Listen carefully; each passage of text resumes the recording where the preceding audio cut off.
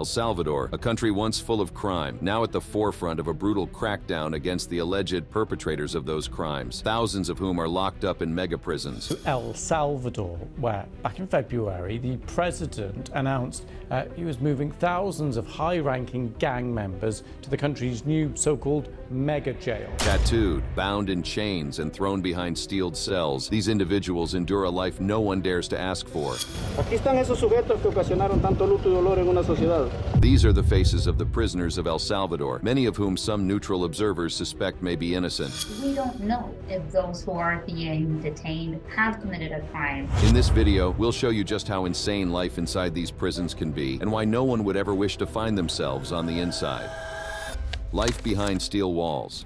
First of all, what would make any man find himself within the steel walls of El Salvador's most notorious mega prison? Is it a minor offense like petty theft, public intoxication, and trespassing, or more serious crimes like drug trafficking, armed robbery, gang violence, and murder? This facility, unlike no other in the country, is now home to tens of thousands of criminals caught in an ongoing crackdown initiated by President Nayib Bukele, known for his populist and anti-corruption stance. These criminals, individuals deemed gang members and threats to society, are made to face a life worse than death once on the inside. Salvadoran authorities speak about these individuals never returning to their families ever again. Estos pandilleros terroristas no van a regresar nunca a las comunidades. To fully understand what life inside El Salvador's mega prison is like and why this place is highly dreaded, it's important to discuss its genesis. A subtle reminder, El Salvador, a small Central American country, has long been grappling with the challenges of gang violence and organized crime. Amid this ongoing struggle, the government took drastic measures to address the issue and restore order in the society. Among these measures is the construction of what is now known as the world's largest prison, the Salvadoran Mega Prison. Situated in the municipality of Tecoluca, the Salvadoran Mega Prison, officially known as the Centros de Confinamiento del Terrorismo, or Center for the Confinement of Terrorism, is a sprawling complex that covers an area of over 165 hectares or 408 acres. With a capacity to hold up to 40,000 inmates, this colossal facility is a testament to the country's determination to crack down on the rampant gang activity that has plagued its streets for decades. Located in a forested area far from population centers, the Center for the Confinement of Terrorism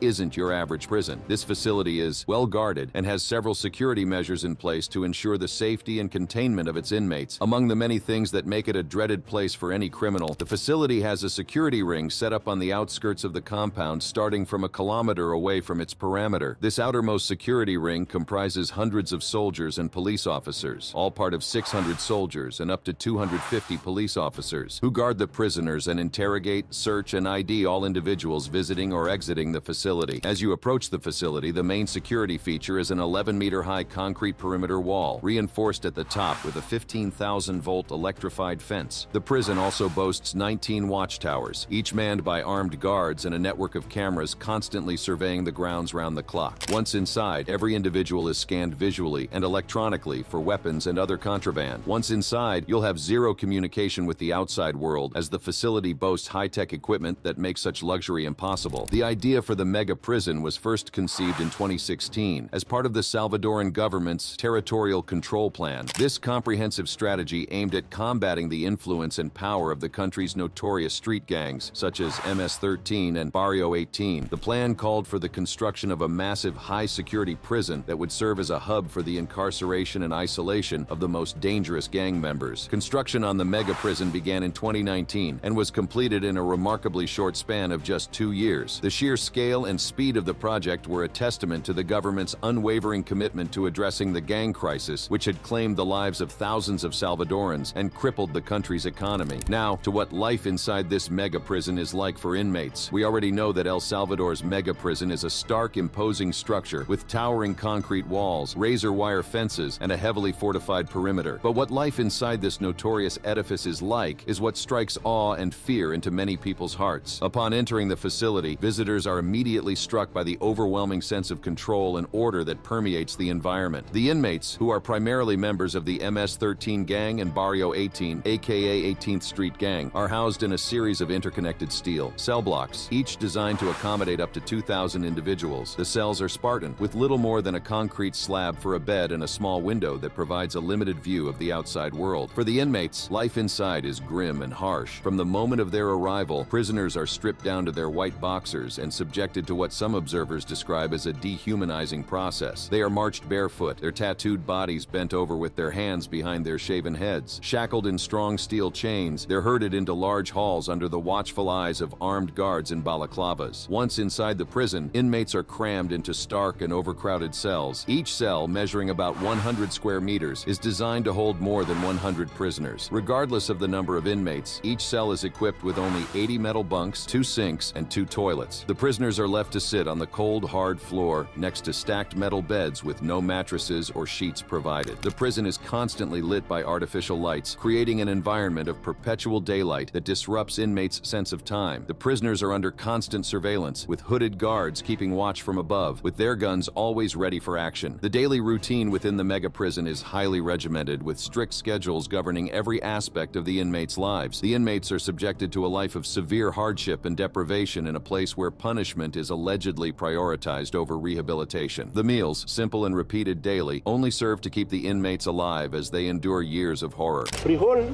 arroz, un huevo duro en la mañana. El menú del desayuno se repite en la cena. El almuerzo lo único que cambia un poquito de pasta y arroz. Even so, reports suggest inmates are forced to eat their meals with their bare hands, regardless of what is served. With inmates' every move monitored and every action controlled, their steel cells are their cherished abodes for long hours daily. They're only allowed to leave these cells to go to court, or to be allegedly punished in one of the many dark windowless cells where solitary confinement rules supreme. The hundreds of gun-wielding guards are permitted to use deadly force as they deem necessary, meaning they won't hesitate to pull the trigger should any inmate push their limits. Though many Salvadorans, including President Bukele, praise this facility, where survival is a battle and a thin line between life and death exists, calling it a reason for pride, the harsh conditions and intense security measures within the mega prison have drawn criticism from human rights organizations. They argue that the facility's focus on punishment over rehabilitation may be counterproductive in the long run, but rehabilitation is impossible within the mega prison. Un tatuaje muy común entre las pandillas es ponerse 3 puntos aquí. Uno es la cárcel, otro es el hospital y la última es la muerte. No se tatúan 4. No se tatúan la rehabilitación. Also, many have raised concerns about the lack of access to adequate medical care, the limited opportunities for family visits, and the potential for overcrowding and violence. Amid these apprehensions, one thing is clear: this mega prison is nowhere you'd ever want to find yourself, and should you, the chances of getting out are near inexistent. The crackdown in El Salvador. El Salvador, a nation comparable in size to Massachusetts and home to around 6.6 million people, has long struggled with the scourge of gang violence. For decades, the country struggled to maintain law and order as powerful criminal organizations, MS-13 and Barrio 18, factions that emerged from Salvadoran communities in the United States during the 1980s, infiltrated every aspect of society. These groups instilled fear in local Salvadoran neighborhoods, terrorizing communities, undermining the government's authority, and contributing to the country's status as one of the most violent nations in the world. They often attacked, kidnapped, and murdered individuals, extorted money from business owners daily, and enforced strict curfews. Nevertheless, the 2019 election of the young, tech-savvy, and charismatic leader, President Nayib Bukele, ushered in a new era in the fight against this pervasive problem, as he implemented a series of bold and controversial measures aimed at finally bringing the gangs to heel. This man orchestrated a crackdown that has now seen thousands of gang members sieved off from society into a place where they're forced to confront the consequences of their actions and reckon with the realities of their choices. But before delving into the specifics of Bukele's crackdown, let's discuss the crime landscape within Salvadorian society before his ascension to office. Several years back, El Salvador was routinely described by the international press as the most dangerous country outside of an active war zone. In terms of statistics, the country had a notoriously high murder rate. For instance, in 2015, it had an average of 18 murders a day, making it the deadliest country country in the Western Hemisphere, with 105 homicides per 100,000 people. This alarming trend was largely due to escalating turf wars among the gangs after a truce fell apart in 2014. Despite a downward trend in the homicide rate beginning in 2016, violent crime remained a significant issue. By the time Bukele took office in 2019, the country still had a high number of homicides. According to official data, over 2,000 people were killed in El Salvador in 2019 alone. The country's gangs controlled vast territories across the country, using them as bases for their illicit activities, including drug trafficking. The drug trade offered a major source of income for these gangs and fueled their growth and power. They were involved in every aspect of the drug trade, from production and transportation to distribution and sales. This resulted in a widespread drug problem in the country, with drugs readily available in many communities. The gangs' involvement in the drug trade also contributed to the high levels of violence in the country. Disputes over drug territories often led to violent confrontations between rival gangs, and gangs frequently used brutal tactics to maintain control over their territories and to intimidate the local population. Unsurprisingly, the high crime rate had a profound impact on the daily lives of Salvadorans. Many lived in fear, and areas dominated by gangs were often no-go zones for ordinary citizens. In many places, the streets were a bullet-pocked no-man's land where opposing gang members fought deadly battles for control, leaving in their wake death and destruction. Then came President Bukele, who, at 37 years old, became the youngest president in El Salvador's history. He campaigned on a platform of cracking down on the gangs and restoring a sense of security to the Salvadoran people. Upon taking office, he wasted little time in making good on this promise, launching what he has dubbed the War on Gangs. Bukele, with his controversial territorial control plan, deployed thousands of military and police personnel to the streets to disrupt gang operations and implemented harsh measures against suspected gang members. As part of the control plan, President Bukele made one of his most high-profile moves when he declared a state of emergency in March 2022. This state of emergency, extended multiple times, granted the government sweeping powers to arrest and detain suspected gang members and restrict certain civil liberties. Under the state of emergency, thousands of suspected gang members have been rounded up and imprisoned. A la fecha creo que el dato oficial es alrededor de 70,000 detenidos.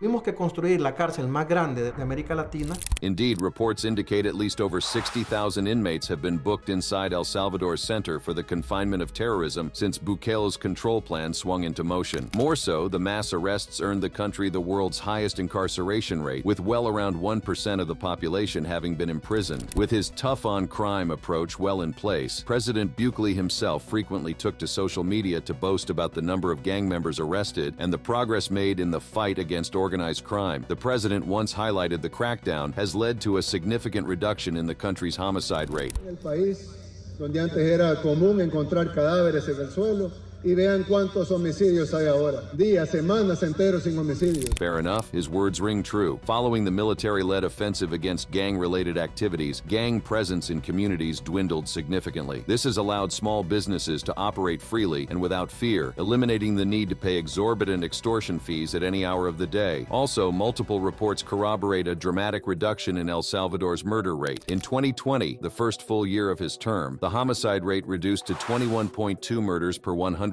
inhabitants, or 3.67 per day. This record was surpassed in 2021, again in 2022, and once more in 2023. By 2023, the homicide rate had fallen to 0.42 per day, or 2.4 murders per 100,000 inhabitants, a decrease of 69% compared to 2022. This resulted in 342 fewer murders, a remarkable transformation since 2015, when El Salvador earned the infamous label of the murder capital of the world. As of April 6, 2024, the country's homicide rate stood at 0.28 per day, or 1.6 homicides per 100,000 inhabitants. Furthermore, thus far this year, El Salvador has achieved 74 days with 0 homicides. At the current rate, the country could close in 2024 with 102 homicides, for a rate of 1.6 homicides per every 100,000 inhabitants. In addition to the crackdown, Bukele has also sought to address the root causes of gang violence through a range of social programs and initiatives. These include the creation of job training and educational opportunities for at-risk youth, as well as efforts to improve infrastructure and economic development in marginalized communities. The president has also emphasized the importance of rehabilitation and reintegration for those who have left the gangs, arguing that a purely punitive approach isn't enough to break the cycle of violence. As things stand, several other Latin countries are taking note. Latinoamérica están pasando por este tipo de situaciones. And some, like Ecuador, have already begun implementing Bukele's prison approach. Para todos los Bukele lovers, Es una cárcel igualita. While Bukele's approach has drawn praise and criticism from both within El Salvador and the international community, it has greatly impacted Salvadoran society and families. Impact on families and crackdown's popularity. Now you may be wondering about the impact of Bukele's gang crackdown on Salvadoran families and how popular it is in El Salvador. Well, the impact is multifaceted, as it encompasses shifts in societal dynamics, economic stability, and the overall sense of security within the nation. As we revealed earlier, the crackdown has ensured that gang members are no longer prevalent in communities. This has had several positive impacts on Salvadoran families, including increased safety. The crackdown has led to a significant reduction in crime, particularly violent crime. This has made neighborhoods safer for families, allowing them to live without the constant fear of violence. Secondly is freedom from extortion. With the gang's influence highly diminished, goods vendors, shop owners, drivers, and pedestrians no longer have to pay gang members, thus easing the financial burden on many families. Also, the crackdown has resulted in improved quality of life for the people of El Salvador. In a December 2022 poll, 88.2% of Salvadorans said they felt safe or very safe, up from 61.5% a year earlier. As a result of the crackdown, there's increased freedom of movement as residents of blocks previously dominated by gangs no longer fear violent reprisals if they cross into another gang's territory. This has given families more freedom to move around their communities. On the other hand, is ushering in economic opportunities. With the reduction in gang violence, there may be more opportunities for economic development, which can lead to job creation and improved living standards for Salvadoran families. On the surface, Bukele's actions have yielded results. However, a closer examination reveals a much more troubling reality, one in which the collateral damage of his crackdown has fallen squarely on the shoulders of ordinary Salvadoran families. One of the most immediate and tangible impacts has been the mass incarceration of young men, many of whom have been swept up in the dragnet without clear evidence of their involvement in criminal activities. Bukele's offensive has shattered numerous impoverished households, leaving tens of thousands of young children with at least one parent or caregiver detained under the declared state of emergency. Families have been torn apart as fathers, brothers, and sons have been arrested and imprisoned, allegedly often without access to due process or legal representation. One woman says her 4 adult children who worked as street vendors were detained in 2022. Pero es triste eso saber, no poder saber de sus hijos ya un año, no sé nada de ellos. She was left to care for 6 grandchildren all by herself. As is applicable in her case, the emotional and financial toll on households has been immense, with women left to shoulder the burden of supporting their families and navigating the complex and often opaque legal system. While males were most targeted in Bukele's crackdown, some females weren't spared. Ella es mi hija, Carla Michelle Mejía, está detenida desde hace 19 meses a causa del régimen. Y es allí donde me toca que luchar para demostrar la inocencia de mi hija. The ripple effects of Bukele's policies extend far beyond prison walls. In neighborhoods targeted by the crackdown, residents have reported a heightened sense of fear and mistrust towards law enforcement, with many feeling that they are being treated as guilty until proven innocent. This state of things, reports suggest, has led to a breakdown in community-police relations, further eroding the already fragile social fabric of these communities. Moreover, the heavy-handed tactics employed by the security forces have had a devastating impact on the daily lives of Salvadoran families. Residents have reported frequent and arbitrary searches, detentions, and even instances of physical abuse at the hands of the police and military. This has created an atmosphere of constant anxiety and uncertainty, with families living in a state of perpetual fear for their safety and well-being. Many families whose members were allegedly arrested without probable cause can't afford legal representation, leaving those members locked up without hope of getting out alive. The economic consequences of the crackdown have also been severe. Some businesses in targeted neighborhoods have been forced to shut down, unable to withstand the constant disruptions and the loss of customer traffic. This has left countless families without a reliable source of income, further exacerbating the already dire economic conditions in these communities. The impact on children has been particularly heartbreaking, with parents and caregivers either incarcerated or preoccupied with the daily struggle to survive. Many young Salvadorans have been left to fend for themselves, vulnerable to the lure of gang recruitment and other forms of exploitation. The trauma and instability they they have experienced will undoubtedly have long-lasting effects on their physical and mental well-being, with the potential to perpetuate the cycle of violence and poverty that has plagued their communities for generations. However, it's important to note that the challenges facing Salvadoran families aren't limited to the direct consequences of Bukele's crackdown. The broader socioeconomic and political context in the country has also played a significant role in shaping the lived experiences of these families. El Salvador has long been plagued by entrenched poverty, inequality, and a lack of access to basic services and opportunities. This has created an environment in which many Salvadorans, particularly those living in marginalized communities, have few viable options for achieving economic stability and social mobility. Moreover, the political landscape in El Salvador has been marked by a troubling trend towards authoritarianism and the consolidation of power under Bukele's presidency. The president's aggressive approach to governance, which has included the dismissal of judges, the alleged undermining of democratic institutions, and the silencing of critical voices, has only served to deepen the sense of uncertainty and vulnerability of Salvadoran families. In the face of these daunting challenges, many Salvadoran families have been forced to make difficult choices, including the decision to flee the country in search of a better life elsewhere, like in the United States. The exodus of Salvadorans, particularly young people, has had a profound impact on the social and economic fabric of communities as families are torn apart and the future of the country is placed in jeopardy. Nevertheless, despite the bleak picture painted by these realities, it's important to ascertain how popular and well-received Bukele's crackdown is in El Salvador. Following Bukele's policies and efforts to root out gang activities in the reports indicate the president's approval rating is a record high. As reports reveal, most Salvadorans are happy with his crackdown. Out of the 88.2% of citizens who said they felt safe or very safe since the war on gangs, almost 95% credited some aspect of Bukele's hardline policies. Moreover, polls at the start of 2023 showed that over 90% of Salvadorians were happy with the president's security effort. As earlier revealed, other Latin American countries gripped by violent crime now draw inspiration from El Salvador's crackdown models and are already implementing them to combat crime within their territories. Politically, the crackdown's popularity paved the way for Bukele to seek re-election in 2024. While the country's constitution doesn't allow a president to have consecutive terms in office, Bukele won his second term in the elections held on February 5, 2024, by winning 83% of the votes. His party, Nuevas Ideas or New Ideas, had more than 1.6 million votes. Human rights controversies.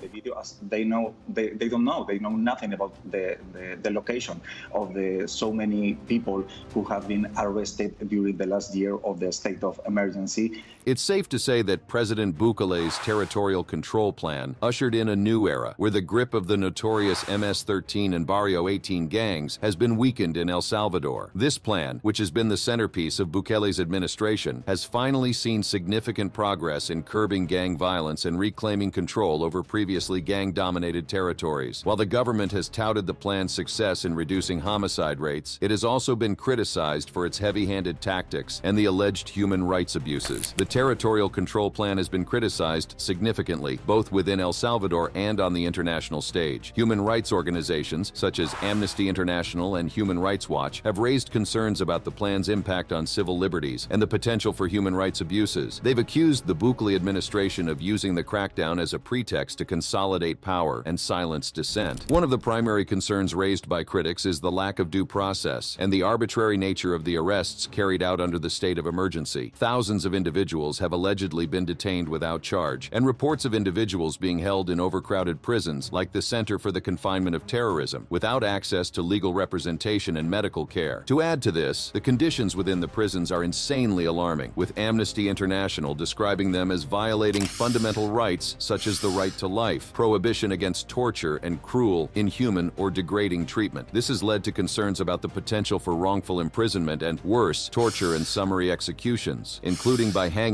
within the prisons. No quieren que se sepan qué es lo que pasó. No han sido muertes, han sido asesinatos dentro de las cárceles. The authorities deny these claims. En todas las cárceles alrededor del mundo se mueren prisioneros por temas de enfermedad, por temas de Also, Bukele's crackdown has been criticized for its alleged disproportionate impact on marginalized communities, particularly those living in impoverished neighborhoods that have long been the epicenter of gang activity. Critics argue the crackdown has allegedly unduly targeted marginalized communities, such as the country's poor and urban youth. Some even state that the government's heavy-handed tactics have further alienated these communities and undermined efforts to build trust between the people and the authorities. This has led to allegations of discrimination and the criminalization of poverty, as the authorities have often justified their actions by citing the need to combat gang activity, even in areas where there is little evidence of such activity. In the wake of the crackdown, the international community has weighed in on his territorial control plan, with some governments and organizations expressing concern about the human rights implications of Bukele's approach. The U.S., a key ally and donor to El Salvador, has called for Bukele's administration to respect civil liberties and ensure that all security measures are carried out following international human rights standards. Bukele's crackdown hasn't only raised concerns about human rights and civil liberties, but has also raised questions about the state of El Salvador's democracy. In addition to the mass arrests and detentions, Bukele's administration has been accused of undermining the independence of the judiciary and other democratic institutions. In contrast, his critics accuse him of using the crackdown as a means to consolidate power and undermine the system of checks and balances that are essential to a healthy democracy. One of the most concerning developments has been Bukele's alleged disregard for the separation of powers and the independence of the judiciary. Bukele has been accused of interfering in the judicial process, with reports of judges and prosecutors being dismissed or replaced for failing to align with the government's agenda. In 2021, the president's allies in the Legislative Assembly dismissed several Supreme Court justices and the Attorney General, sparking widespread protests and international condemnation. This move was widely seen as an attempt by Bukele to consolidate his power and undermine checks on his authority. Moreover, the state of emergency declared as part of his territorial control plan has raised controversy for its sweeping nature and the lack of oversight or accountability mechanisms. Critics argue that government has used the emergency powers granted by the state of emergency to suppress dissent and silence opposition voices, further eroding the democratic foundations of the country. The government's crackdown has also had a chilling effect on civil society and freedom of expression in El Salvador. Human rights defenders, journalists, and other critics of the administration have reported increased harassment, intimidation, and even violence from the authorities, ushering in a climate of fear and self-censorship, as many Salvadorans are afraid to speak out against the government's policies. The territorial control plan and Bukele's crackdown have also had significant implications for El Salvador's economy and international relations. Several individuals and groups point out that the crackdown on gang activity has disrupted the country's economic activity, with businesses and communities forced to contend with the impact of the security measures. Furthermore, the Bukele administration's approach has strained El Salvador's relationships with the international community. The U.S. and the EU, both critical of the young president's alleged excessive methods, are mounting pressure on his government to take a softer approach to dealing with the situation. This tension with the international community has had tangible consequences for El Salvador, with the country's access to foreign aid and investment being questioned. However, Bukele's government has largely dismissed criticisms of its alleged excesses, accusing its international critics of interfering in the country's internal affairs. Alguna gente dice que eso es un exceso. Yo lo que creo que era exceso era la cantidad de muertos. Para mí era un exceso la cantidad de niñas violadas en El Salvador todos los días.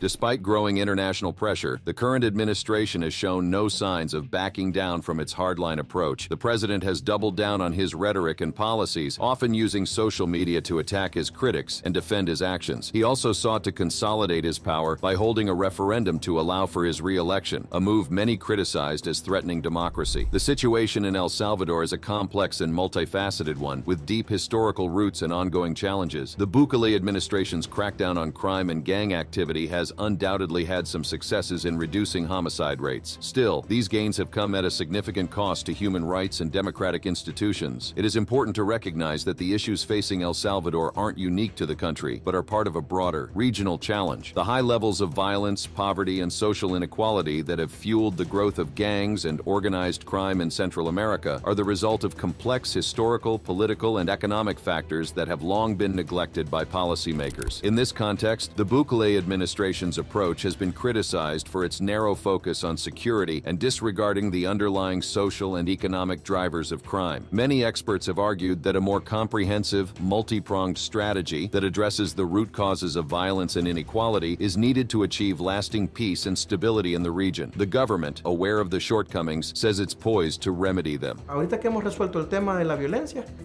nuestra meta es resolver toda la infraestructura. Nuestra gran apuesta es convertir a El Salvador en el Singapur de Centroamérica. Ultimately, the human rights controversies surrounding President Bukla's crackdown in El Salvador underscore the importance of upholding democratic values and the rule of law, even in the face of pressing security challenges.